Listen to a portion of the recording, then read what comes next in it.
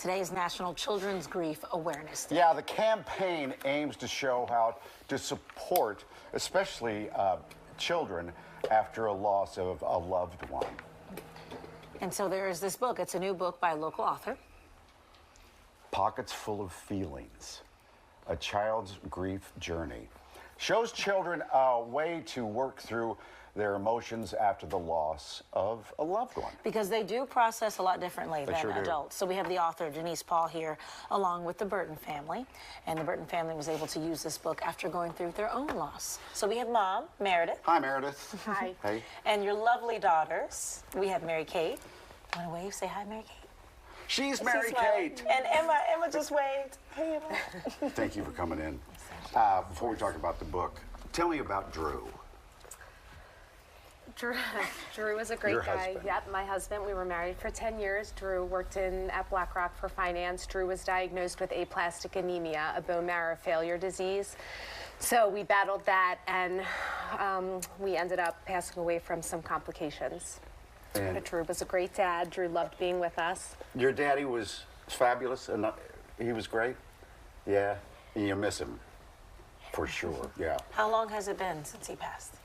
January will be a year. Did it come on suddenly? It did come on suddenly. So you were not prepared. We were not prepared. Yeah. Denise, how do you help a family like this?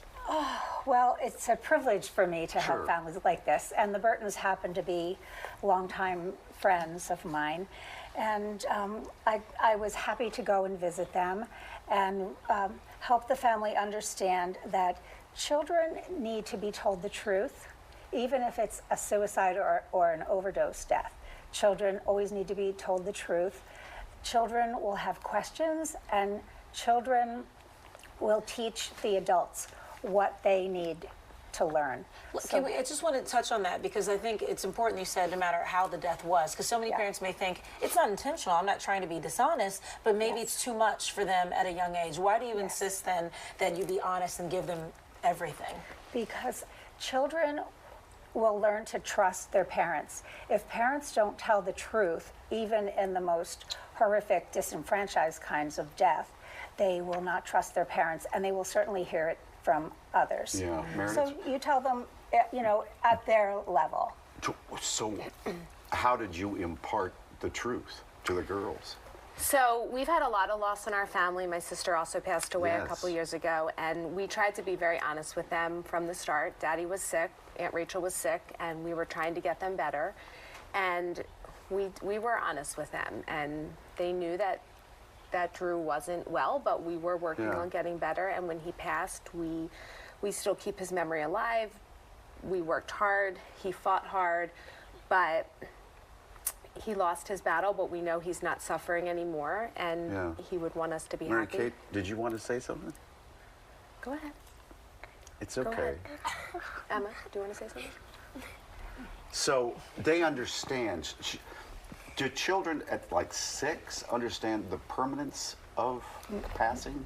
No, and that's really important. Around the age of 7, children start to understand the permanence.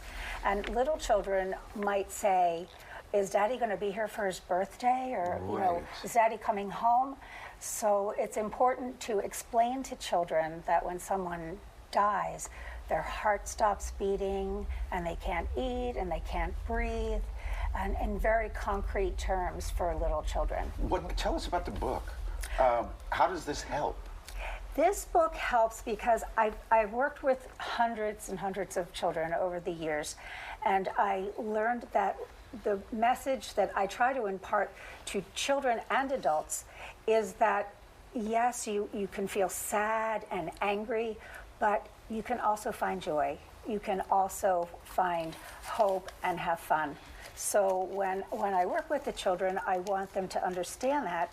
When I work with adults, I always say God gave us 2 hands, one to hold our joy and one to hold our sorrow. Interesting, yeah. And I thought, how can I explain that concept in concrete terms to children? So I wrote this book about a little boy named Jake who lost his dad, and it can apply to any loss, any significant loss. And he wrote down all his sort of happy feelings and put them in his right pocket, and he wrote down his sad feelings and put them in his left we pocket. did kind of what Jake did. We wrote these different emotions on pieces of paper, and like sad, lonely, confused. And then what would, if I was a child, what would I do with this paper? Well, I did this activity with Mary Kate and Emma. Emma, And they were the first children. You obviously were sad at times, right? Yeah? Yeah. Here's a sad card. So what would you do with that? Put it in my left pocket. Your left pocket. Yep. So I did this exercise with them. They were the first children that I had the privilege of reading my book to. Wow. And they clapped. They were so sweet. And we did the exercise, and they wrote down the difficult feelings that they were feeling. And then they wrote down the joyful feelings that they were feeling. And it was a concrete way for them to comprehend that they can feel both joy and sorrow. And it's okay. They can oscillate between grief and happiness. And that's how children work through their grief. They play and they grieve, and they play and they grieve. And it's just important that they know that they can be happy. And it's important for adults to know that they can be happy and sad at the same time. And I like that you said, because when you're thinking about your children and having these conversations, you say, if they're old enough to love, then they're old enough to grieve. Yes.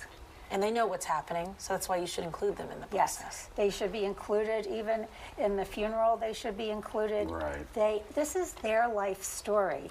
And the children that have been excluded from the truth, from funerals, feel very left out.